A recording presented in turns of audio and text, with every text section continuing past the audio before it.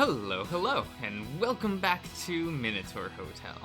Now, but before we really get started, I just wanted to say that, when Storm and P show up, they will be back to their original sprites, and that is because I cannot get the new build to save properly. Don't know what's up with that. Every time I save, it gives me an error, and every time, I try to load a save from that build, it gives me an error. So I'm going back here, okay? It's annoying, but it is what it is. Oh, actually, I need to go back over here to preferences and do that. Okay. So now we will just continue. Yes. We waddled back to shore like that, not even minding that neither of us had thought to bring a towel. We found a couple big, smooth rocks to lie down on and shoot the shit while waiting for the warm sun to dry us. And Storm was right. Bathing in that spring really did make the rest of the day cooler, more bearable, or maybe that was him making it that way. Ah, shit. I almost forgot. Actually. Okay. Does it matter where we go now?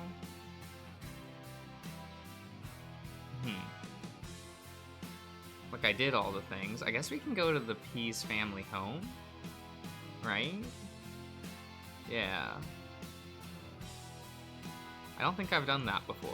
So let's do that, right? We're wasting a day.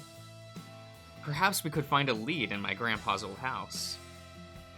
It was a tiny house squeezed between two others, wall to wall. Some 20 years ago, it was painted light blue, but it had been peeling in clumps for about a decade now.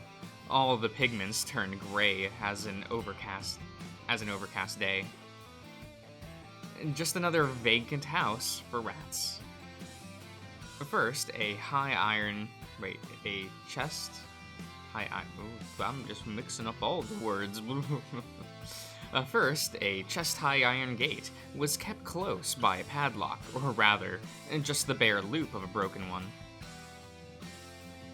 3 steps forward, and then another iron gate and its padlock, ceiling high this time, guarding access to the 2x2 meter porch. On that porch was a rocking chair. Its skeleton was made out of scrap iron, the seat of entwined plastic tubes. I stopped in my tracks, a storm behind me under the sun. I pulled the chair and let it go, hoping it'd swing the same way it did when I was a boy, sitting on Grandpa's lap. It creaked and groaned, and danced too fast. I could feel its lurch in my gut, even without sitting in it.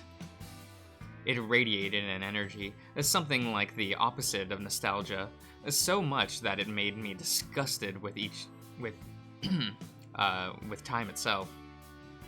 I couldn't stop myself from hunching over, but Storm had a hand on my shoulder, and the warmth stopped me from spilling. Swallowing the sour taste in my throat, I unlocked the wooden door and burst in. The feeling of a paperclip bending and snapping between my fingers before I flung it behind me almost kept the tremble out of my voice. Come in. Take the guest bedroom to the right. I'll check the main one up ahead. Every book and notebook I want pulled and stacked in the living room. We'll systematically check every centimeter of this place. Go. Right away, P. Every page and scribble, every little note, its handwriting checked thoroughly. Grandpa's rambling notes about the hotel, joined here and there by Nini's neater cursive, that's what that says. All the hinterlands mapped out and commented, each village broken down to its individual streets, every road explored in multiple times of day. The archaeological site given their own map to on stray pages. The salt plains of the pond crossed out entirely, in both Nini's and Grandpa's calligraphy. One of the notebooks had a collection of hand-drawn portraits of the whole family. Grandpa and Grandma when they were young, then a boy, my father, and then another one of him, feathered a bit tidier here and there, and taller too. His eyes a little different, but I think it was just because someone had spilled some water on the page, just a few drops. Then another one, much older, right before he went to middle school. Now there was plain disgust in those eyes, aimed at whatever he had drawn the portrait. And then some of me, 5 in fact. Each one 5 years apart. I remembered every one of them. The last page of the notebook held a collection of drawings of a definitely more childish variety. Squared homes with triangle roofs, surrounded by black goats, with 2 peacocks made out of rough circles and ellipses inside. Dark goats with red eyes, mouths spill open with spewing fire.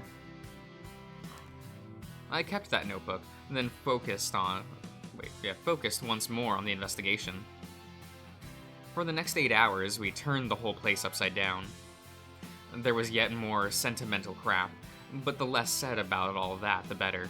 All that matters is, as far as the Minotaur's hotel was concerned, I found nothing else worthwhile. By the end of the day, my back was killing me, and my feathers were damped with sweat. Storm was no better, and his bitter, earthy, spicy musk was getting to me. Fuck this. We're stopping this. Enough rummaging around. There was a drawer I had been avoiding for the entire day, but the time had come. You ever smoke a cigar, Storm? We pull another chair out in front of the porch. I carefully sat in the rocking chair, and together we watched the sunset.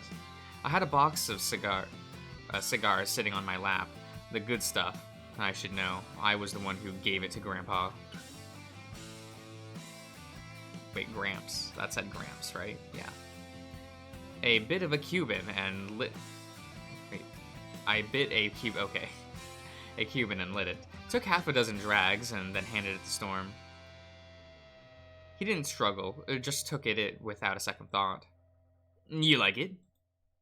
It's almost like having dessert, boss. Sure as hell is. Glad you enjoy it.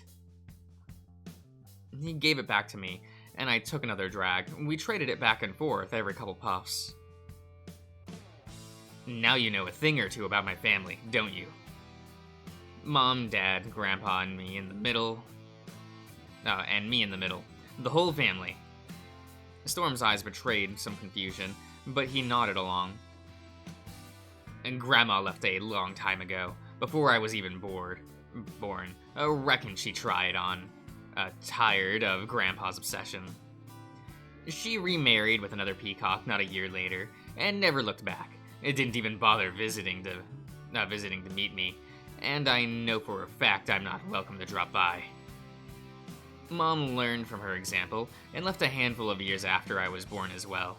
She never hid the fact that she married Dad for money, so when a richer peacock passed by, she jumped ship. Storm looked uncertain about where to tape off the cigarette ashes. He sheepishly handed it back to me. I ashed right on the floor. Thing is, all the guy wanted was a womb to get him a couple kids, which is rarer than you'd think, considering mythicals have been suffering a pandemic of infertility lately. He was hoping she'd be a decent childbearer, considering she'd already proven herself once, but it seemed like I was the only one Mom could get out, or maybe he didn't put any in. Anyway, another handful of years later, and the other guys dropped her for a newer model. Mom was all happy though. thinking she'd get half his wealth, but as it turns out, the dumb bitch signed a prenup without reading it. She didn't get a single goddamn dime out of the whole ordeal. Naturally, she tried getting back with Dad, but even he wasn't that stupid. I still get her calling up and asking for money every other month. Damn, that's fucked up. Yeah, but you're no stranger to that either. Seems we both got fucked up families. I let Storm nurse the cigarette for a while, just until I could get the words stuck in my throat out. You and I could have been friends, you know. What do you mean? I used to visit the hinterlands once or twice every year, but I usually stayed around Drape Tapier. You're from way down in the valley, right? Yeah. Damn shame. Had I known you existed, I'd probably have approached you. We could have been friends, played together as kids, and you'd have gotten a charm way earlier. I can only assume Grandpa didn't know about you either. He could have made you a decent one. Shit's fucked. Sure is. I really do wish we met sooner. We could have been friends. Aren't we? Suppose we are. But I'm talking about childhood friends and all that, despite me being a bit older than you. I could have used a friend, all right. Same. We kept nursing the cigarette, passing it back and forth, talking got sparse after that, but it was a comfortable kind of silence, and just being together was enough. If anyone had passed by, I don't think they'd have had any doubt about what we were either. Of all places in this wretched land, I always had good reason to love that little home, and I could add the memory of this day to my notebook too. Best boy? Okay. What do we do? She seemed fun, but she's just not, just not my type. Shame. She seemed fun. P, is something wrong? Out of the corner of my vision, I don't remember how to pronounce this character's name, himself busy at the other end of the counter. A bastard didn't even offer me another drink. Storm. I know I'm not crazy. What? Okay. I was like, I'm pretty sure I remember this. Nah, you always dance around it. Either for me to get that. Wait. Enough for me to get that it was pretty bad. But you never outright said. Well, it's very simple, really. Okay. Oh. You're a smooth talker too, Pedro. Okay, so they've introduced themselves. Okay. His tail whipped and thrashed behind him. I'd almost have thought it was wagging.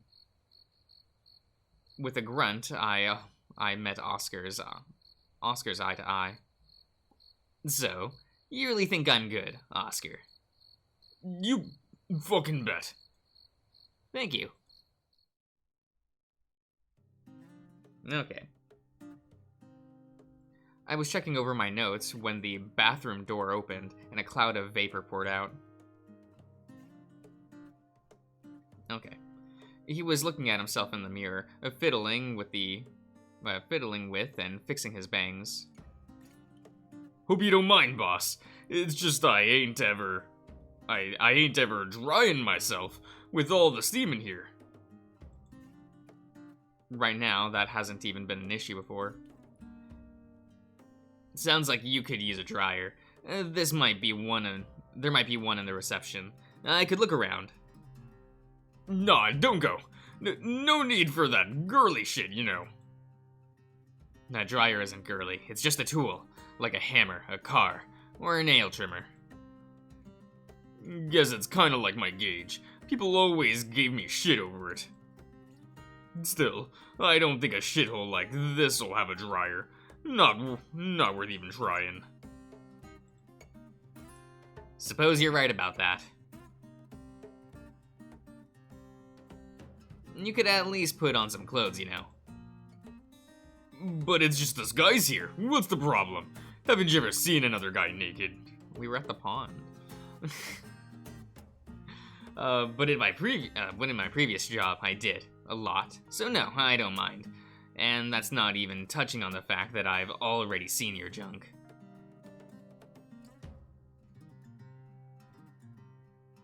I went back to rereading the notes I've taken over the last few days. From the corner of my vision, I could see that the kid was hesitant to restart his towel patting and hair fixing. That's what that says.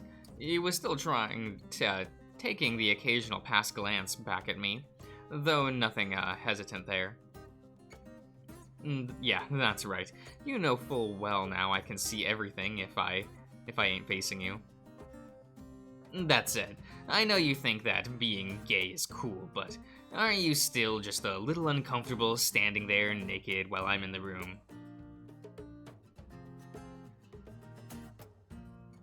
Was it the lingering steam that reddened Oscar's ears, or was it me poking fun at him, making a pass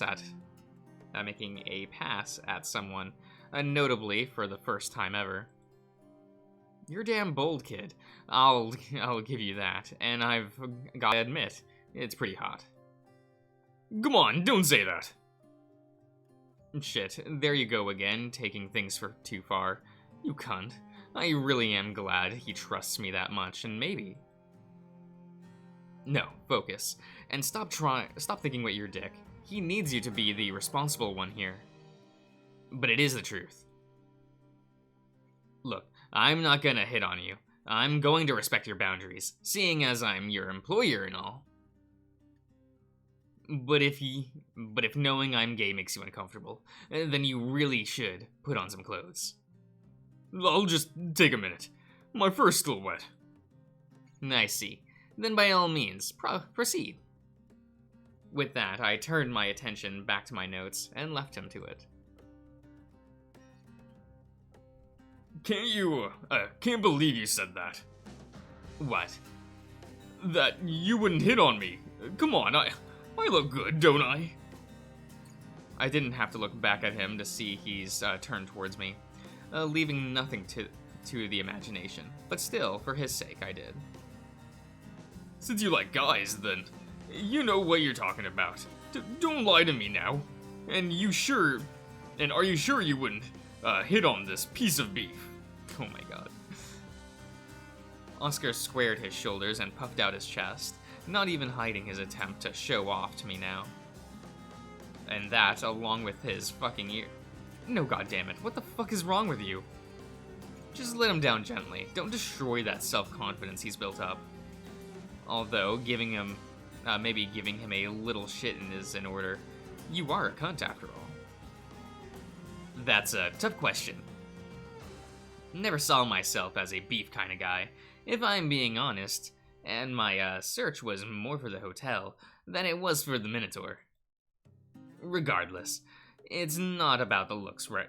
It's not all about looks, right? You have the attitude. You're stubborn as hell, and good god, you stink up the place. Plus, you ain't cheap, not when I take into account how much you eat. His shoulders and ears started to droop as I spoke. It took me until then to notice that he wasn't in the mood for returning barbs. That said, well, gotta give credit where it's due. The whole attitude you have, being a punk piece of shit, I can get behind it. It's fun having you around, even more when you get all happy and cheerful. As for your appearance, again, I never saw myself as a beef lover, but yep, sure as shit, you're a damn handsome fella. Guys nowadays really do love the whole, pardon the pun, grass-fed body you have going on, strong in all the right ways.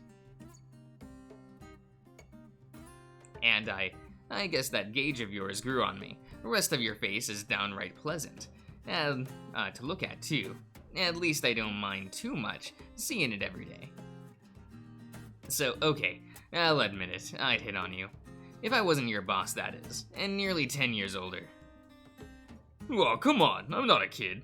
I'm 21, and it's not like you're gonna be my boss forever. Well now, is that an invitation? I thought we were just talking hypotheticals here. The kid froze up like a deer in the headlights. At least he's finally coming out with it. Sort of. Then I got to ponder if I should do the same, or give him time to form his words like an adult. Alright, I'll end the part here, so I will see you around, everyone.